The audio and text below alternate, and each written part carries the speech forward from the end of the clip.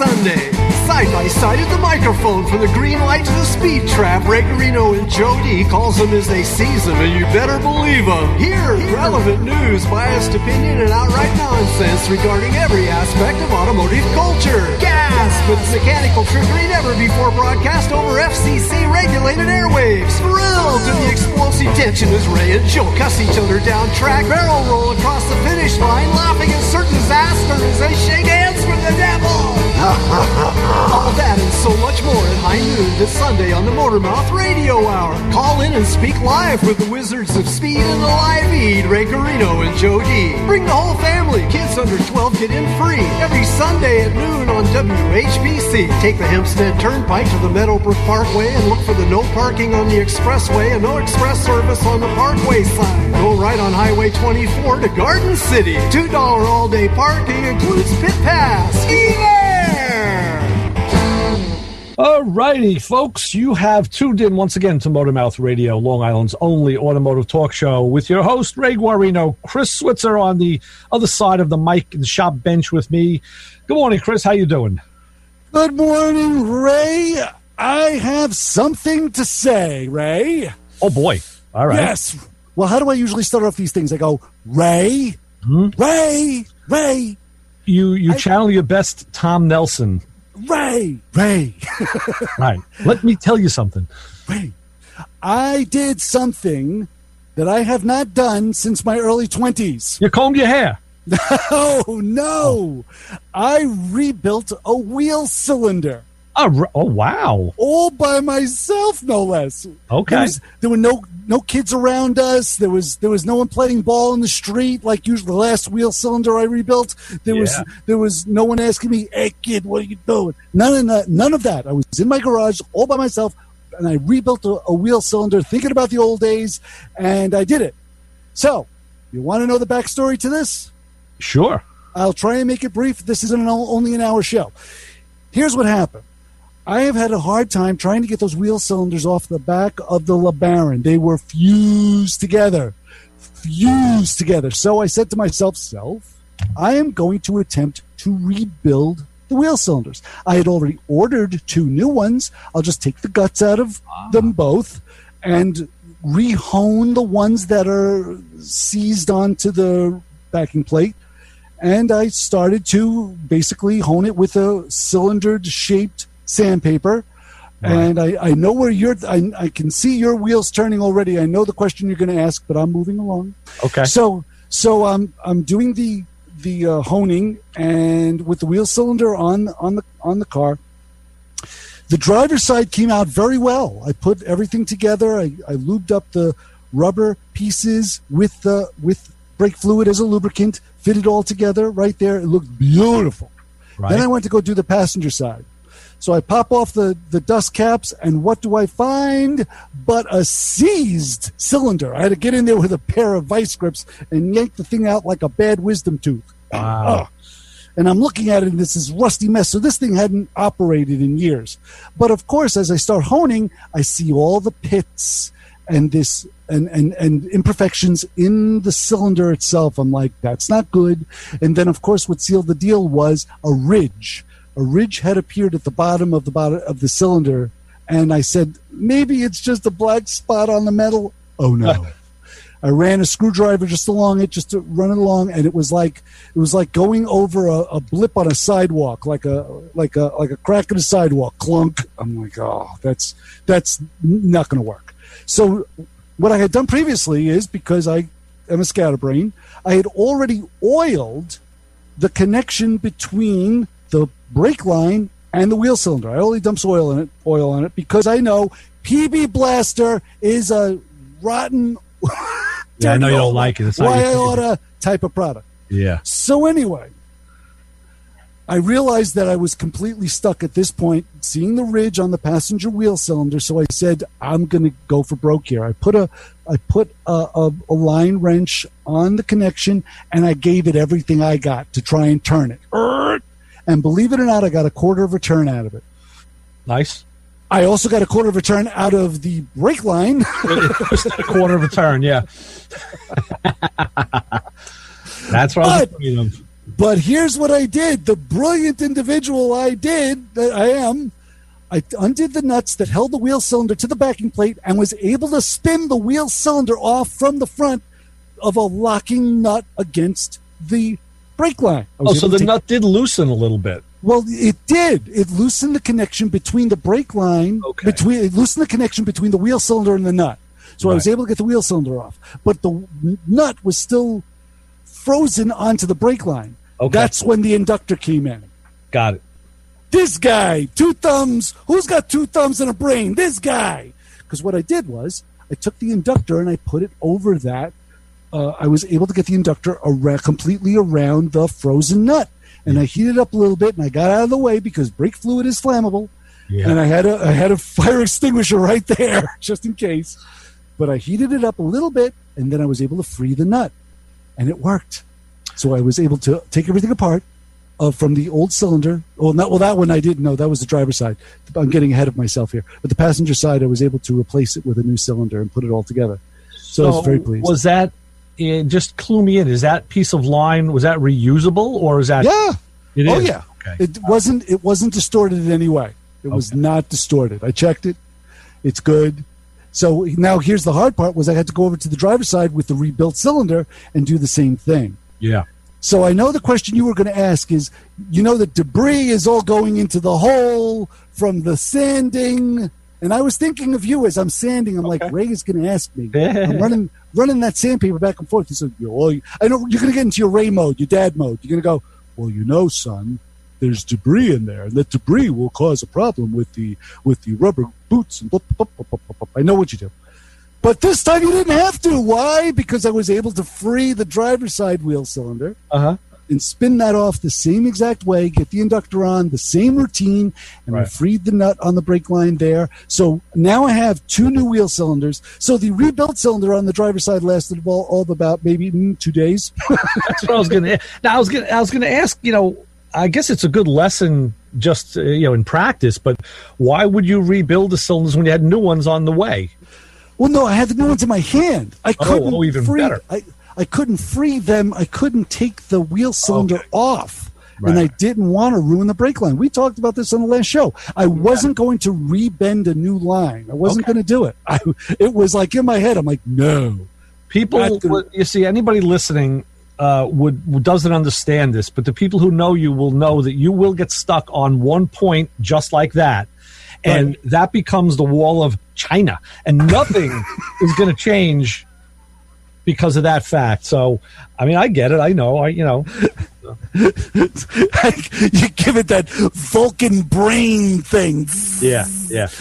And also, let me put it out there that if you want to comment on this or get in and tell us your secrets for working on brake lines, you can give us a call at 516-256-9510, and we'll be happy to talk to you and listen to your thoughts and stuff. But and with the sanding and the honing, whatever you were doing on the brake, that's why they make brake clean. So if you bathe it enough with brake clean, I think you'll be all right. And then some little bit of compressed air maybe. But what I was going to do was just run some brake fluid through the line through the open. Flush. Just flush it out that way. I was going to do that, but I didn't. All right. But I was completely irresponsible. Yeah. But you got a couple days out of it, so that's all right. Oh, my gosh. This is the longest brake job of my life. The longest. Yeah. I cannot tell you. Everything. That was just the back wheels. The front wheels I did yesterday. And I cannot tell you this block of rust that one time was a caliper. Yeah. You couldn't tell the caliper from the brake pads. They were the same color. Yeah. I was like, oh my gosh, where does one end and the other begin? What is it? I had 2 screwdrivers. You know the brake caliper screwdriver dance you do? You stab it on one side of the rotor, one side of the caliper with a screwdriver, and then you come around on the other side with a screwdriver, and you do this like this kind of wrestle. Yeah. This kind of gorilla monsoon, like it's someone's head, and to pop the caliper off. There was a visual there. That was a good one too. Yeah, I'm sweating. But if this was what happened, both sides, driver, passenger side, both sides. I was just fortunate that the the piston was able to get pushed back. I was just fortunate; it moved smoothly, and I was able to undo the bleeder and get all the old fluid out there that came out like black coffee. Yeah, I was able to do that. Hey, and speaking of which, I got to bring something up for a second. I just want to stop you for 1 second because I'm on a roll here. You're not stopping me. We're doing talking. I was watching a YouTube video about an individual that was rebuilding a wheel cylinder. I just wanted to make sure I was doing it correctly and I didn't forget anything after not doing it for 30 years. But he said he had this tip. In order to loosen a seized bleeder screw, you take the wheel cylinder and drop it in a container of old motor oil. Yeah. And he said within a day, he was able to take it out and the brake bleeder screw was able to be freed easily that way. But he stressed the point that it was old motor oil. And I'm thinking to myself, I had a frozen pair of wire cutters one time. Side cutters that were literally frozen in open position. I found them like in the lawn somewhere. Who the heck knows who left them there? So you could tell they were really in great shape. I put that in a can of old motor oil that just to have a can of waste oil just sitting around that you drain your pan in. So there's always a small little bit of motor oil. I had that in there, Ray, for 12 years. I took it out one day. It was still frozen. I'm still trying to. And I'm thinking, this guy was able to free a bleeder screw off a wheel cylinder after leaving it in used motor oil for like 2 days. Is that really? What do you think of that? I'm going to say this. It's a wives' tale. I mean, I've heard of guys using diesel fuel, which I think works a little better because there's some cleaning agents in there. Like with anything else, was the guy's name like Jim Bob or Joe Ray or something? No, he actually wasn't. These guys come up with some crazy stuff. It's funny you mentioned that. Just on the YouTube side here for a second, I watch more YouTube videos where people just mumble. Oh wow! I'm going to show you. Yeah. What? Can't hear. This guy actually spoke clearly and concisely and spoke well. It was actually a pleasure to listen to him give kind of questionable advice, but it was a pleasure to listen to him. Let me ask you this while we diverted to that. What is a YouTube red flag for you? If you fire up a video that you've chosen, what if this happens within the first 20, 30 seconds, you're out? What is your red flag? What makes you say, forget it, I'm out of here? Anybody with a severe accent that I can't understand. That's a good one. Or when they just start playing music and they don't say anything. Oh, lead in. Yeah, and they're zooming into their screen and showing you what they're doing and zooming out. The production. Yes. Yeah. When I see that. Or here's another one, and this is something you can totally understand. You think you touched the nerve again. Here's another one. When you are watching any automotive video, anyone, and it starts like this. It's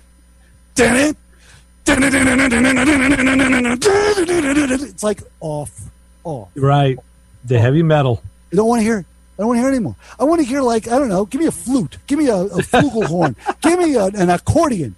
It's like, oh, someone else is playing this guitar music. Sounds of the sea. I want waves. Yeah, exactly. Give me waves lapping on the shore. As soon as I see the smoke and the black and white and the bam, and here comes this charger around through the smoke, I'm like, all right, enough. Right. Off. Yeah. Everybody wants to be the next YouTube phenom in that regard, yeah. Do something different. There's a tip. I mean, I say this all the time, and it is very true. I do watch YouTube on my TV as in place of TV.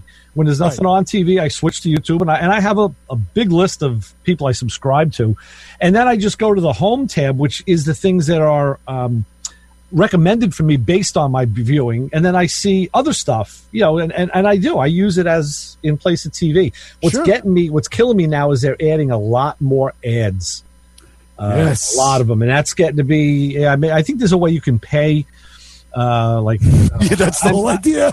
Yeah, I know. But you know what? They're getting me to that point where I just may do it. I don't know. I got to see what the amount is. But and even there's no subtlety, because at one time, we're used to television, what would you say, classic television, where it fades to black and then comes up with an ad. Right. So your mind knows it's prepared to, you're going to see an ad, you're going to see a commercial. This goes like, boom. Yep. It's like in the middle of a sentence, a word. Yeah. Shot change. The good thing is it kind of picks up right where it left off. Yeah, it actually, if you think about it, there's some of them that actually take like a half a second back, well, which I think is very smart.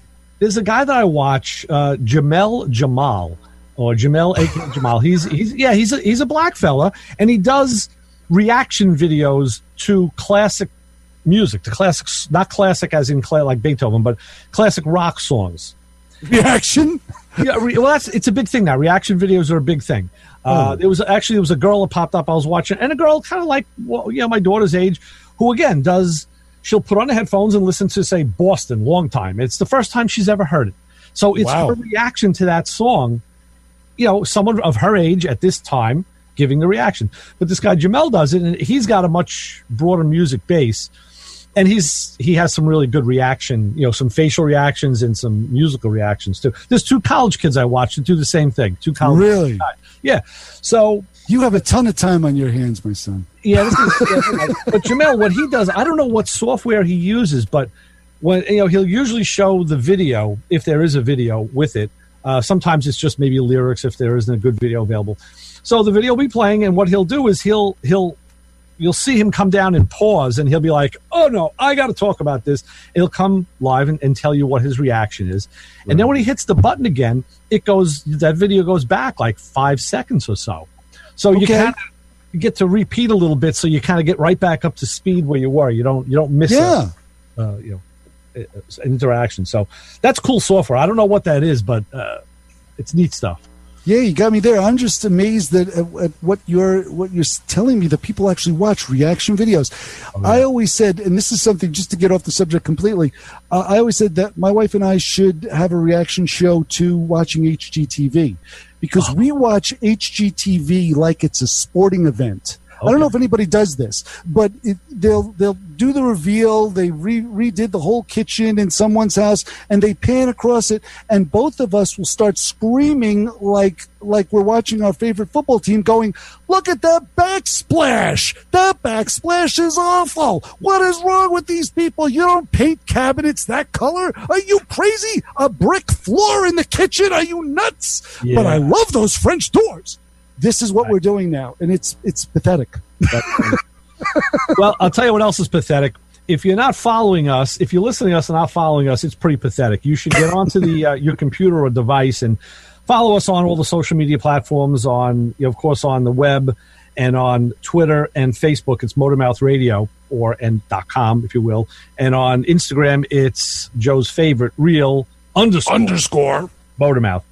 And you can see what we do during a week, get involved with, and things that we do. But I had a note from a friend of ours, a good friend, one of our friends, John. Like, we have a ton of Johns, but John messaged me today and said, "Hey, I don't know if you know this, but it was 50 years ago today.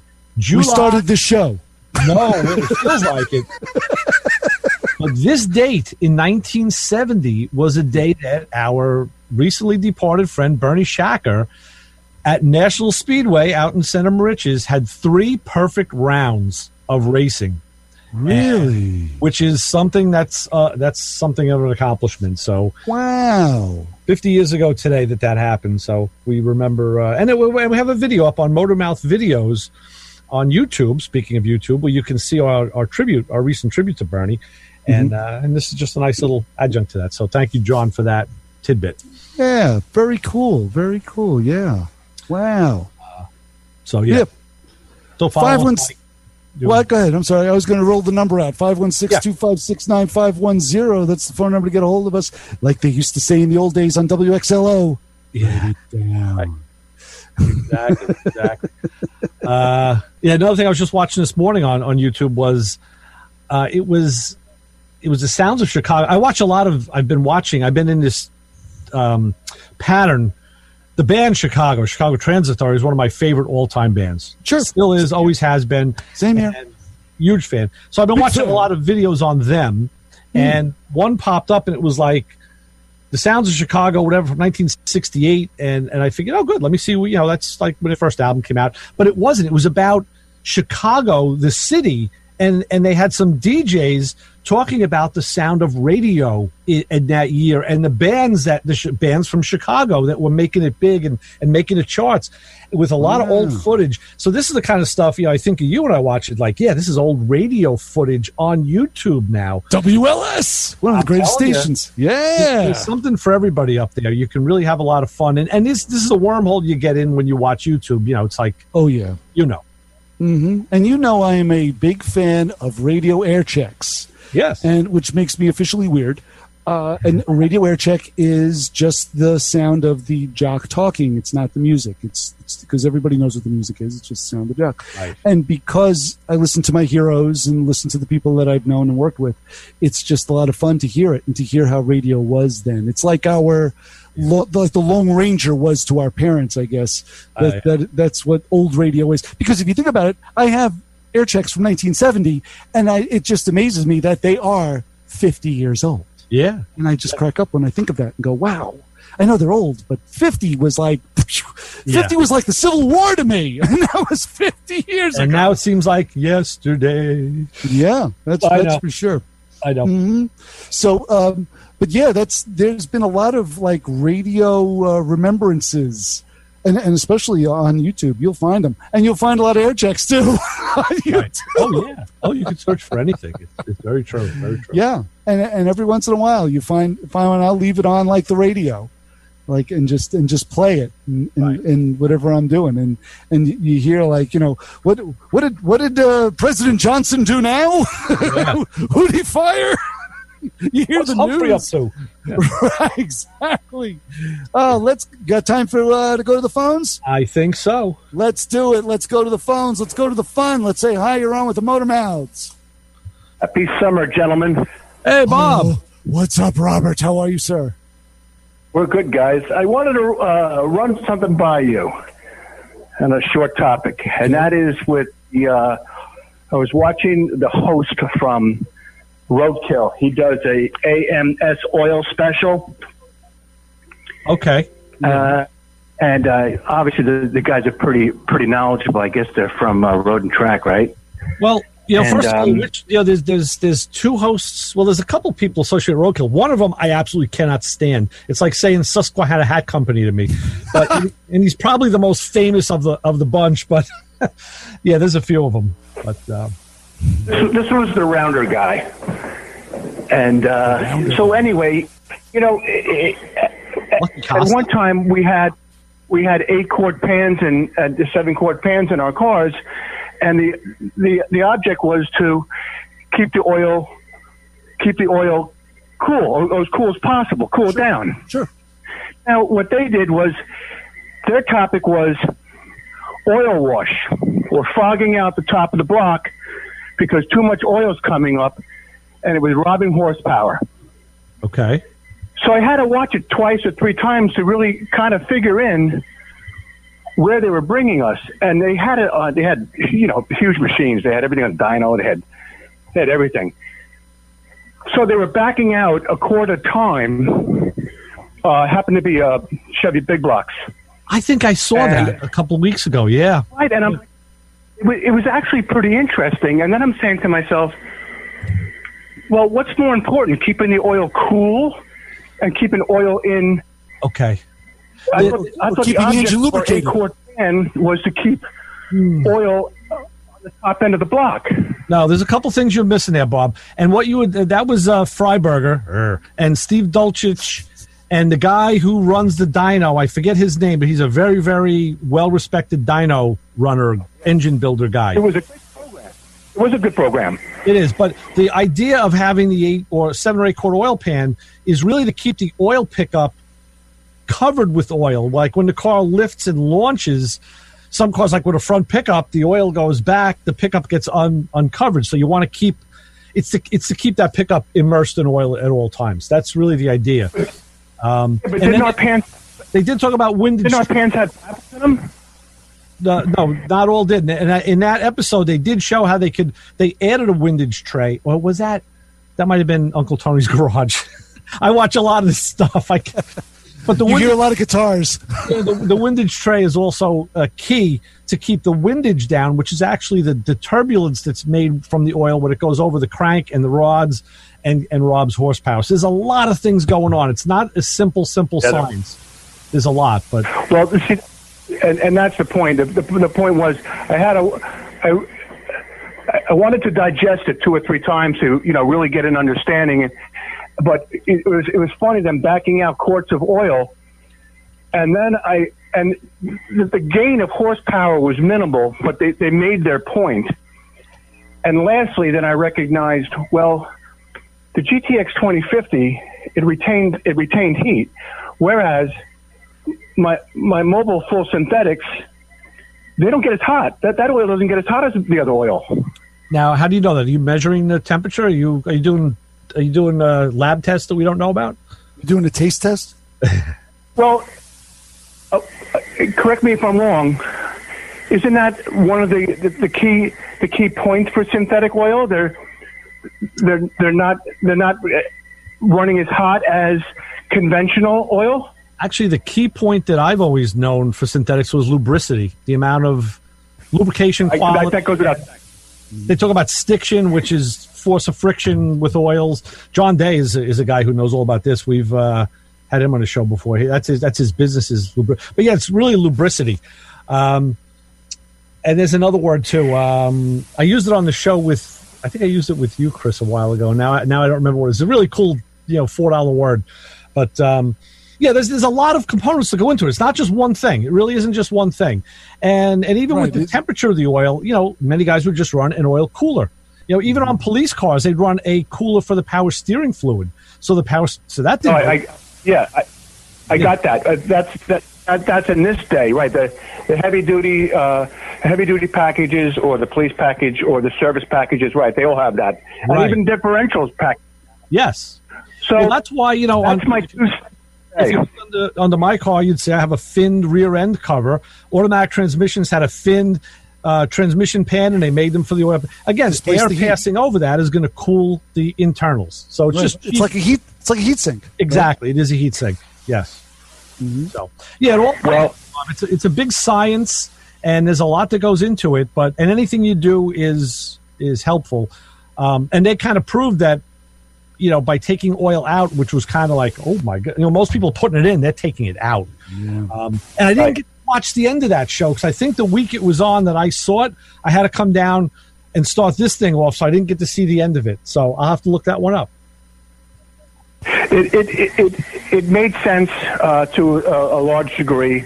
I think the horsepower gain, they documented the torque, and they documented the RPM, and they documented the horsepower gain, though I don't see myself, it was not applicable to me. Right. To most people it wouldn't be. You're right. Mm-hmm. If using stock components, stock engines that are built, and you're not going in there and modifying it, no, you're just going to put your oil in and go have a nice day. And they're talking about high, like I said, high horsepower and race applications, but yeah, high RPM too. Most of these. I'm saying they were running big block Chevys. They were using 454s, and they were bringing it up to 6100. Right. It's pretty high for you're not getting, most engines are going to cut you down. You're not going that high. With a modern V8, right? The modern V8s are all. They run in the under 3,000 RPM range, and on the highway you're looking at 1,700 RPM. Sure, with the overdrive. Absolutely. I mean, my own car's included. So yeah, they're talking about race applications and high horsepower, but that's what that show is. Engine Masters is geared toward. It's not geared toward your. It's not like a road and track show where they're dealing with your average street driver. But that's a great topic, Bob. Thanks for bringing that up. Well, happy summer, gentlemen. Hey, tell Joe D we said hi. I sure will. Will do. I'll be in touch and I'll tell him. Bye, guys. All right. Take care, my brother. Bye-bye.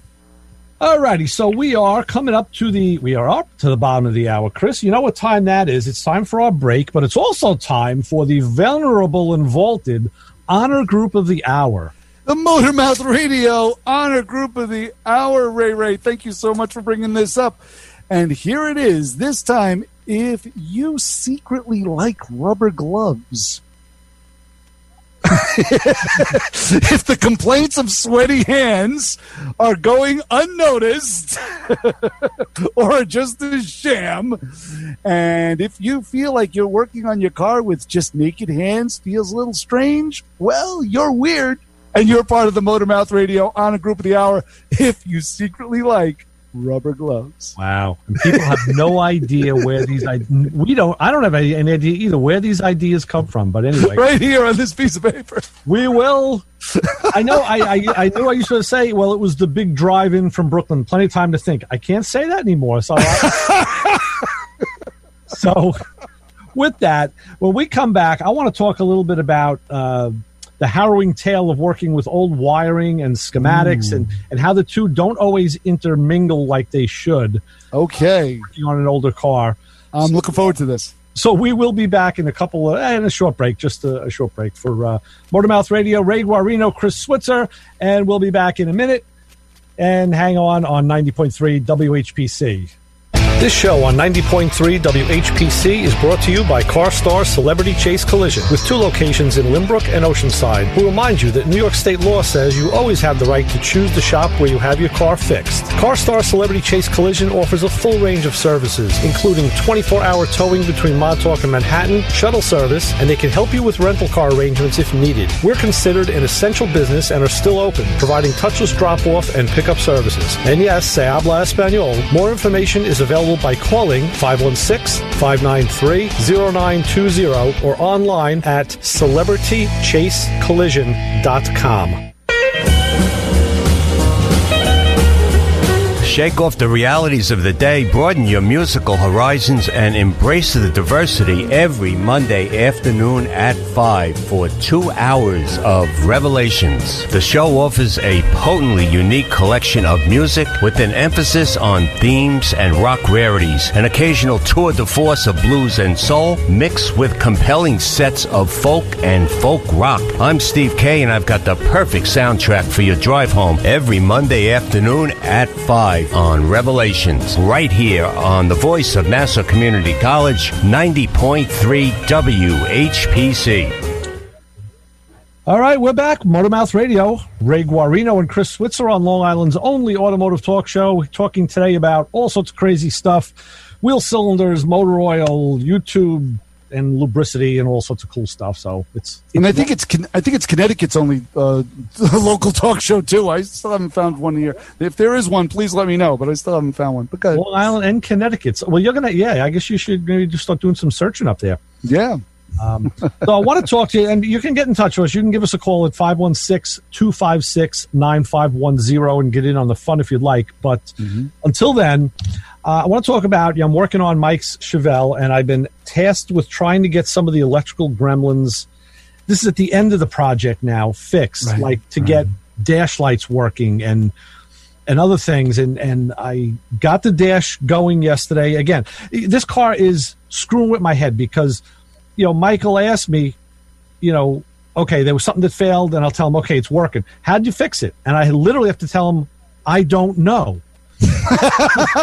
Why did you come to that conclusion? Because I'll test things that test good and then do other things, and then the thing I tested good is bad.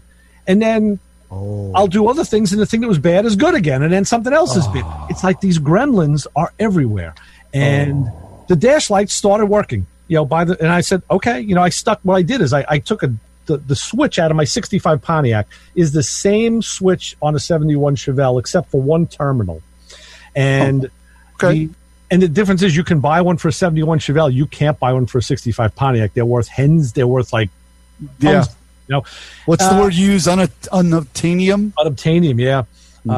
But anyway, I brought a switch with me that I had for my spare switch, and I tested it. I knew it worked good.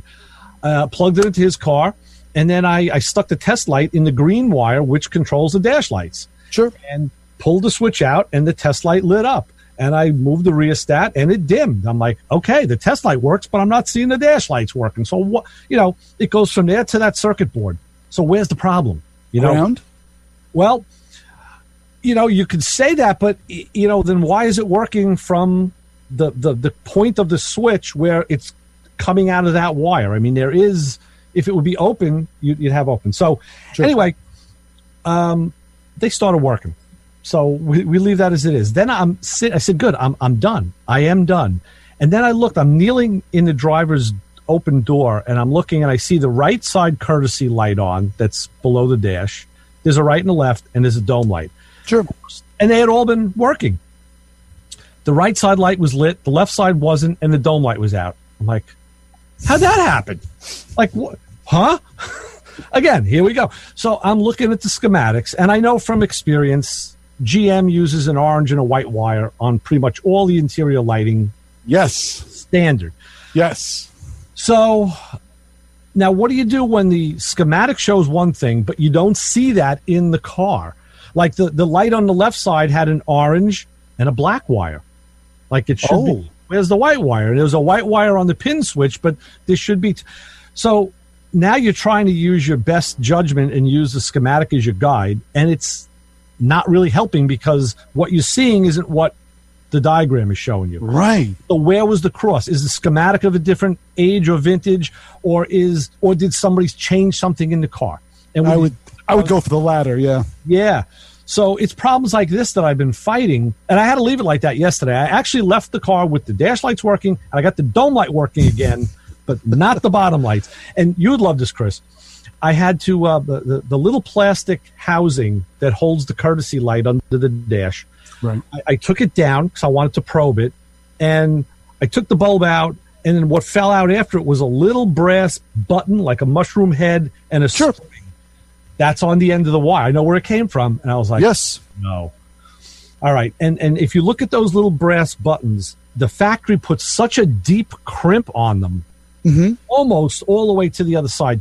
My thought would be, to uncrimp it and put new wire in there. But I know from experience you're not doing that. No, I know what I'm doing. Experience has taught me to clean the groove of the crimp with a file. You bet. Tin it with solder and solder the wire into the groove. Go directly to it with solder. But now, to assemble this, you need to take that wire that's connected under the dash. It's not you can't take it out with you. Right. Slide the spring on. Don't forget that. It's like threading the brake line, but don't forget to put the ferrule. Oh, I would have done that twice. Totally. Put the spring on, put it through the housing, and now solder it with a pair of helping hands. But the helping hands are now on the floorboard of the car. And, of course, I have a hot soldering iron with a new interior. I'm kneeling on the ground outside the car. Now, Mike happened to be in the passenger seat, and I said to him, just to let you know, this is one of my pet peeves with school and higher learning. They teach people how to do things, and like what happened with Joe's daughter with the battery cables. She's an engineer, right? Sure. But there was no practical knowledge. Well, they didn't teach her how to do that, obviously not in her schooling, but she can read a schematic and say, okay, these need to be changed, but that doesn't equate to what's under the hood. So I told Mike, I said, this is what happens. They don't teach guys in the real world. And I said, when some of the classes we have at the school that I interact with, the electronic classes, there's always guys who know cars. There always are, even in this day and age. And I usually, those guys gravitate toward me, and then I'll tell them, listen, guys, you're troubleshooting a circuit board or you're working. I said, and your soldering sucks. Like, you're in the right class because you need to practice this. That's what you're here for, and I'm going to help you. But I tell them, but when you're working on a car in an adverse situation under the dash with limited space with the wires, you can't move your arms. You're like this. Your feet are up over here. I said to Mike, kind of like I am right now. I said, a whole other skill set has to come into play, and it's the skill set of mechanical acrobatics. Mechanical acrobatics. I know you used a term just like that many years ago, and I wish I could remember it, but it typified what we were doing. it's. I like yours. And Joe used one too. Joe had another one. It was like something about dashboard aerobics or whatever. I don't know. And that's it, because anybody can do this stuff not anybody, but a lot of people can do stuff on a bench. Right. Do it under the dash and do it with no light, or do it with, things poking in, and now you have to be careful. So it was just like this learning moment. So I actually left the car yesterday with the dome light working, but not the courtesy lights. So and now the battery's going to be dead when you come back. I disconnected it. Oh, all right. So I'll get back to that. But again, it's when you do these things, you're fighting against the system that you have no control over, because all the wiring in the car is original. And I told him, I said, listen, my car that's above yours has 55-year-old wiring harnesses in it. I didn't change my wiring harnesses, but I did make one harness out of two harnesses, and I did go through it wire by wire, and and it works fine. Not so with his car, But what you did, and this is something I found interesting, what you did was you were able to remove the Chevelle's wiring harness, put it aside, and then reinstall it again, right? That's the order of events, which, of course, and you know this better than I do, and I shouldn't even be bringing this up. You should be jumping all over it. But when you bend an old wire, what you're doing is you're creating small little cracks within the wire structure itself. Am I correct? That's correct. So just that alone, I'm assuming, knowing the limited amount of knowledge I have on electricity and current flow, that's going to give you heartache as it is, just at that point. See, I'm doing the same thing that you're doing with the Chrysler. It's got a 50-year-old harness in it. I'm not touching it. Yeah, but I do have electrical problems in the car. I just recently found, I went to go start it just yesterday to get it out of the garage, just in case the LeBaron fell on it, because it was up in the air with no tires on it and two jacks and a bunch of jack stands. So I figured, I'm getting in and out of the LeBaron. I don't want to get in it and then it falls into the 300. So let me just back that out. Right. I got in the car, I hit the key, nothing, dead, morta, tutte morta. Nice. So I'm like, what? So literally, I put my other old battery in, fire it up, get it out of the garage. But when it was sitting in the driveway while I was waiting, I just ran an amp meter across the negative terminal and the negative wire, and just to see what I was getting a draw. I'm getting a 0.17 draw of amperage. Okay, that's a 10. That's right. And I'm thinking, what can possibly be? I could understand if it was like 3 amps or 5 amps, or whatever. That'd be well. Okay, let me tell you this: if it was 0.01 or 0.03, that'd be 300 milliamps. Right. That would be indicative of like a digital clock or something. Right. A Agreed. tenth of an amp. Actually, different car manufacturers specify how much load, freestanding load, is acceptable, and sometimes they go up to like 7. Well, yeah, I've seen specs for 7/10, but to me that's unacceptable. Well, 2 weeks will drain this battery to a rock. Yeah, so that's what it'll do. Because that was the last time I drove the car. It was like 2 weeks ago. We did talk about this, and the way to diagnose it is you put that ammeter back in like you've done, and then you pull fuses one by one. Right. And if you pull a fuse and that goes down to 0, at least that's the circuit that's drawing the current. Of course. You can look there. A lot of people don't know that, and rightfully so. A lot of people stay away from that like they should, because next thing you know, they're calling Hartford because of the fire in their driveway. Right. No, it's true. But my point being is that as long as the harness, to me, my theory is, as long as the harness has not been touched or tampered with, you're okay. Because even if those cracks are there, they're not going to separate or be disturbed. I'm assuming, and even if they're not there, that everything is still together in one piece and not disturbed in any way. So when I get my hand under the dash and start wrestling around, I try and be as careful as I can. I'm not always practicing what I'm preaching here, but I try. There's no awareness of it. I got to tell you something. I like to look at the classic failures that have gone on through time, like the show.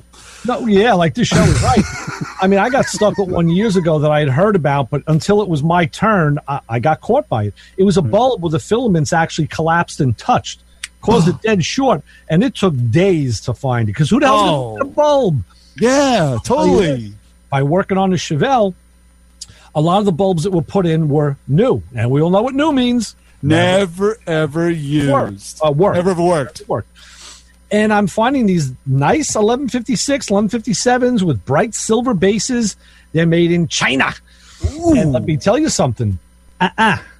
Really? Out, throw them. Just like break them on the ground. Have a little fun power. They're not made to the same quality as a good old Wagner or Sylvania or the bulbs that we know. Right. So go use older bulbs. But a bulb can fail like that. A filament can touch and cause a draw. And it doesn't have to be a direct short. It can be almost a direct short, you know. That's actually a very good way of looking at things. Because, cigarette lighters were another one in the older cars. Oh, yeah, but a cigarette lighter would probably cause more of an amp draw, I would think. If it dead shorts, absolutely. But it doesn't always dead short. Sometimes it just almost short. It just hangs there. But this is something, like you said, we did touch on this in the past, and it's reared its ugly head again. So I did not fix it completely and entirely. But I'm going to do like what you said. Yeah. The other thing to look at is go out to the car at night when it's dark, obviously dark out, and sneak up on it. Sneak up on it. No, because I've seen problems where like a glove box light, the switch just either was out of it and then the glove box light was on. You don't see that during the day. Or an ashtray light could be on because it's just ajar and it's going to be drawing current and you're never going to find it unless you can see that one at night, you know. And you would think, as utilitarian as this car is on the interior, because to me it really resembles a taxi cab, it has ashtray lights. They're this cute little blue lens. That gives you like this little blue hue, which I'm hysterical. And I'm like you. I like to make sure all of my lights are working at all times. And I don't know if this car is designed this way or I have no clue. But if you open up the driver's door, the driver's light. Now there's no dome light, obviously. There's a courtesy light that sits on the back armrest, the rear armrest, the front portion of the rear armrest has a courtesy light on it. So it illuminates pretty much that lower area of the door sill and everything. Well, on this car, you open up the driver's door, only the driver's light comes on.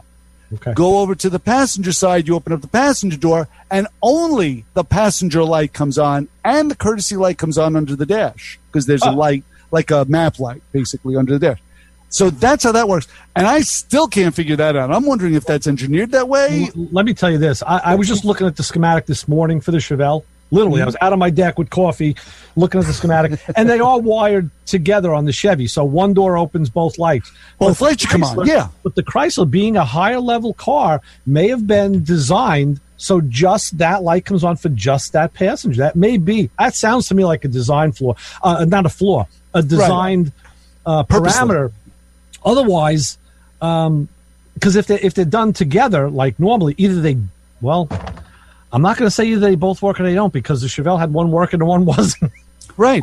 It's true. And I'm thinking the frustration level on my end is I'm thinking, well, it could be the door pins. But why would the door pin only switch on one light? So it's one of those things that I have to go through, just like the heartache you're going through. I totally understand and sympathize with you. Joe just got in touch with us, and his what he likes to do is use a FLIR, which is a forward-looking infrared FLIR gun on the fuse box. So you can, and that's a fantastic tool, but not everybody has it. They're making them handheld. They make a cell phone adapter now. That's a FLIR adapter. What does it do? It looks at the heat signature. It's forward-looking infrared, so it's looking for the infrared heat signature. And that's what happened. Like yesterday, Mike and I were looking at the dash. I'm like, yeah, I saw the light coming through the housing. He didn't see it, but he reached back and took a bulb out. And he says, "Here, feel this." And he put it by my cheek. And I'm like, yeah, I feel the heat of the bulb. It was right. There. It was one. So, yeah, the infrared is that's a diagnostician's tool. It's not one that everybody has. I don't have one. I mean, I know Joe was talking about getting one, and he certainly, does do enough electrical diagnosis, and even he didn't have one. But now, what does this do? You point this infrared at the fuse box. It senses the heat of the current flowing through the wires? Oh, yeah. Really? Well, you've seen that sensitive? You've seen the pictures of the infrared glowing, like will they do a heat signature or something? Yeah. It's the same thing, but now it's like it's in a handheld gun. So when you look at a fuse box, just the current going through. Now, again, you may have to change a setting to get a more sensitive reading. Right. Because you can look at it, have it look at yourself, and boom, you bright red. right. That's what it does. It's like it's looking at the weather map. You see the reds, the greens, the blues. They all mean something. That's infrared is what it is.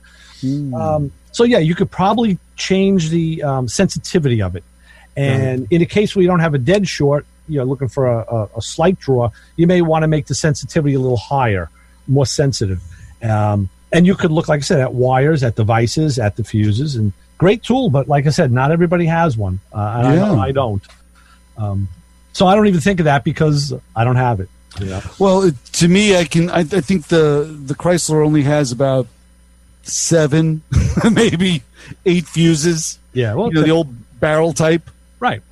And I think 2 or 3 of them stay on continuously. When battery power, sure. Right, so that's standard. Yeah, that's normal. It should take all of 10-15 minutes to dope this out.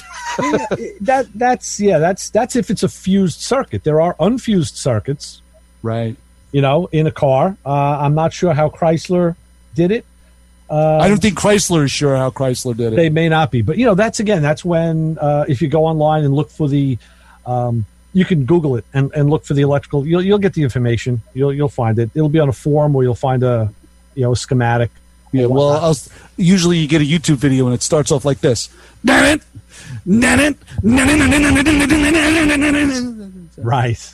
Yeah. And it'll be flames and soot. Sunrise smoke. Here comes this charger. Yeah, exactly. Yeah. I know. I know. And I roll my eyes and shut it off. That's why I like the guy, like our good friend Clay Kuhn. He makes good videos. He has a short little intro that he does. And that's the problem. When you watch any channel regularly, like I do, okay, you've seen the guy's intro 9,000 times already, Right, exactly. But, I got to keep saying, but it's for the new people, just like with us. We play an intro, people have heard it already, but right. Somebody doesn't, and hasn't. So, yeah, it's something you just got to live with. I want to have a contest or something. Anybody that can actually do our intro can imitate it on the phone. If you could do the whole intro. Yeah. So yeah, wiring stuff is fun. Let me talk about. We still have some time left. You can still call 516-256-9510. Not Tom from Massapequa. You call at the last minute all the time. Give someone else a chance. Sorry, Tom. Upcoming, I did have a conversation with our old friend Artie Schilling from Artie's Party. Artie's Party. Yeah, he's not doing that anymore, but he wants to get on the radio and talk about that, and now the transition into whatever's next. He's still pinstriping down in Myrtle Beach. Wow. I was hoping to get him on today. That didn't work, and but we'll get him in soon. And also Tony D'Agostino from Tony's Parts we'll have on. Hey. I got to reach out to him again, and Mark Warman from Graveyard Cars. All these guys have busy schedules, and we only do this one show, so it's tough sometimes to make it correspond. It's right. Yeah, it was nice doing. It was nice doing 2 shows a week, and who knows? Maybe we'll do a podcast one day. We'll do something different. I think that's a stellar idea. Sure, why not? Add to it, yeah. Keep we'll do the other Motormouth Radio like we used to do. Thursday, right? The Thursday show was the other Motormouth Radio. I remember we first did it, and the phones were like, just they were cobwebs. There was nobody calling because they didn't know. And then we started getting those calls, and we would query the caller and say, "Hey, how'd you find us?" "Oh, I like to listen Sunday, but I can't because I do this, I do that." But now I'm having lunch. It was a 12 to 1 show, so I can listen on my lunch hour. Wow, great! We just got back. And that's how we got all the guests from the industry who took Sunday as a personal day. They didn't work on Sunday. Those guys became Thursday guests, which is I love those calls we'd get. Where's the gardening show I used to listen to? How come the gardening show isn't here? Where's Oasis? Yeah, it's true. The one thing that I found interesting, just to touch on that for a second, but the one thing I found interesting about the Thursday show compared to the Sunday show was neither of them were the same. which I thought was kind of odd. You would think that one would be a continuation of the other. They both had a life of their own, and that would be a reason to actually do a podcast or do something like that other than our regular Sunday show, but to do something like that and just to continue on another form of the week. I can tell you this from my personal perspective. I came into each of those shows with a totally different head, a totally different mindset. One was, like I said, on a Thursday, I was already at work, so it was, I was transitioning from the morning at work to do the show. That one head that you had that looked like Ethel Merman. Yeah, that was one I used to use. Yeah. No. And your Vivian Vance was really cool. They complimented each other nicely. Anybody under the age of 40 right now has no clue what we're talking about. Myrna Lloyd threw me. I didn't expect that one. You know? But anyway, so yeah, we kind of covered all. We don't shy away from stuff like that. But, no, but you're right. There was a different mindset when you and I got together on the Thursday compared to the Sunday. I don't know what it was. I don't know if it was more businesslike on a Thursday or more casual on a Sunday. I don't know. Well, if you think of it, just in the studio, Jim Green, the station manager, was there on a Thursday. He wasn't there on a Sunday. Right. It's not that we came in going, it wasn't that, but it was a different crew, different people were there. It was, there was more the students from the station who were there on a Thursday. They'd watch these old guys think they know radio. Yeah. I don't know exactly. What are they talking? Yeah, and then they started coming in and asking us questions. Yes. Yeah. Yeah. Then who is the studious one now? Huh? Exactly. Yeah. No, it's true, but yeah, something to add to our Sunday show would probably be a wise choice. That would be something to explore. Right. That's for sure. That's for sure. But yeah, and a lot of there's so many other things that we always need to touch on in this show. And it's funny, whenever I'm working on a vehicle, I always think of like hundreds of things that we can touch on. And it was something I missed when I wasn't doing the show. And now I have the opportunity. But of course, my mind is gone. But at least I remembered some of the things. But there's like a whole procedure, and you really touched on it this time when you talked about that mechanical acrobatics. Yeah.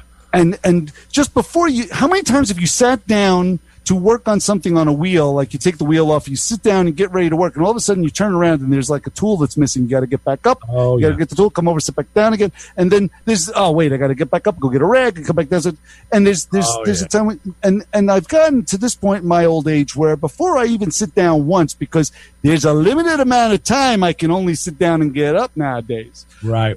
But I have to make sure everything is all around me. And these are things I've learned on the job. These are things I've learned. Or what's worse is you have the screwdriver laying behind you, but now where is it? It's under my shoulder. You can't reach it. Well, I'll tell you what, we're going to end on that note because Kim is getting ready to come in with Thunder Road. We have to give her space. And we will be back next week. So what do we always say, Chris? What's our mantra? Don't follow us home and try not to use the used motor oil for anything but recondition it. Exactly. So for Chris Switzer, Ray Guarino, Motor Mouth Radio, we'll see you next week.